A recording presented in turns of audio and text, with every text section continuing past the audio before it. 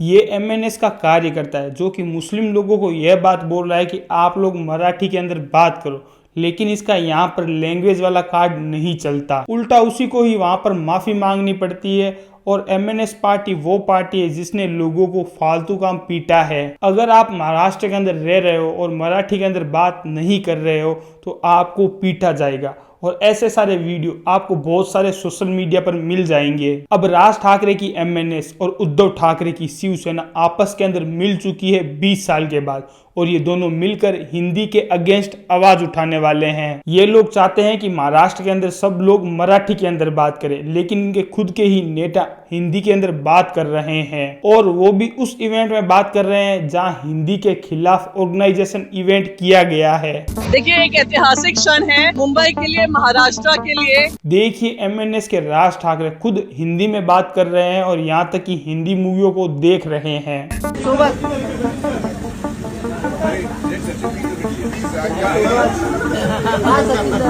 मतलब ये चीज सही है कि कमजोर लोगों को पीटा जा रहा है क्योंकि उनको मराठी नहीं आती। ये खुद लोग नेता लोग हिंदी में बात करेंगे, यहाँ तक कि वहां पर हिंदी में मूवी बनाई जाएगी। उन मूवियों को ये देखने भी जाएंगे और हिंदी के अंदर वो खुद इनके रिव्यू देंगे। अगर ये गलती से किसी मुस्लिम लोगों को मराठी बोलने के लिए कह दिया जाता है तो ये वहां पर खुद लोग कान पकड़कर सॉरी बोल देते हैं। ये बात सही है क्योंकि किसी सेलेक्टिव लोगों को उठाकर पीटो, और क्योंकि उनको मराठी नहीं आती इस वजह से। लेकिन खुद के नेता समाज के अंदर कुछ भी बात करें, उन्हें कुछ भी दिक्कत नहीं है। इसी चीज के कारण महाराष्ट्र के अंदर बहुत सारे बिजनेसमैन जो कि अपना बिजनेस आराम से चला रहे थे, उन्होंने अपनी दुकानें बंद कर पूरा मार्केट को शट डाउन कर रखा था ताकि इसके खिलाफ वे आवाज उठा सके। अब एक इसका उल्टा वर्जन हम देखेंगे। उत्तर प्रदेश के सुपरमार्केट के अंदर एक मराठी व्यक्ति वहां पर सुपरवाइजर का काम कर रहा था। उसे वहां पर भी यह बात बोली गई थी कि तुम भोजपुरी के अंदर बात करो, नहीं तो तुम यहाँ से छोड़कर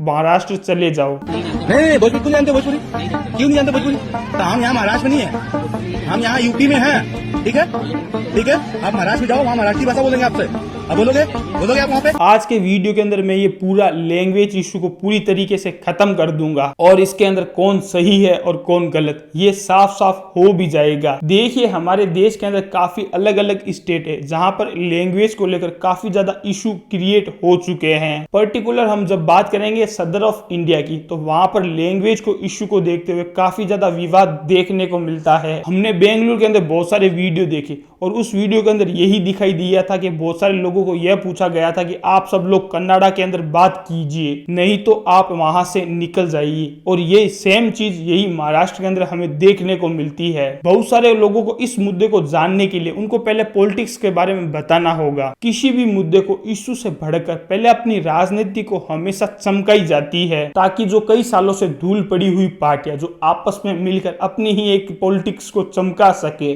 लेकिन हम भारत की स्टेट की बात करें तो चाहे कन्नाडा हो, चाहे तमिलनाडु हो या फिर महाराष्ट्र हो, लैंग्वेज इशू तो हमेशा से ही बना हुआ है। हम किसी भी इशू को इस्तेमाल करने से पहले उसका राजनीतिक करियर और इसका इस्तेमाल करना जरूरी पड़ता है। सबसे पहले जो हम इशू को हम समाज के अंदर लाते हैं, उस इशू को लेकर लोगों के मन के अंदर क्या इमोशन देखे जाते हैं। कुछ लोगों के दिलों के अंदर इस बात को लेकर अगर इमोशन है तो उनको आसानी से भावुक भी किया जा सकता है। उनसे वो इमोशन अच्छे से कनेक्ट कराकर तभी वे अपनी अच्छे से पॉलिटिक्स को जमा पाते हैं, उसको साइन कर पाते हैं, वरना वे पॉलिटिक्स वालों को सपोर्ट नहीं करते हैं और ये इशू ऐसे ही कबाड़ के भाव चला जाता है। अगर हम तमिलनाडु, कर्नाटक और महाराष्ट्र की बात करेंगे तो इन तीनों ही स्टेट के अंदर लैंग्वेज इशू काफी देखने को मिला है, क्योंकि इन तीनों स्टेट के अंदर कोई दूसरी स्टेट के लोग आकर वहां पर काम करते हैं और पैसा कमाते हैं, क्योंकि वे वहीं पर ही रहते हैं और वहीं पर ही सब कुछ अपना परिवार और वहीं पर ही पालते हैं। अब इन सब की चीज का कारण है वहां के लोकल लोगों को, जहां पर वहां की उनकी जॉब के अंदर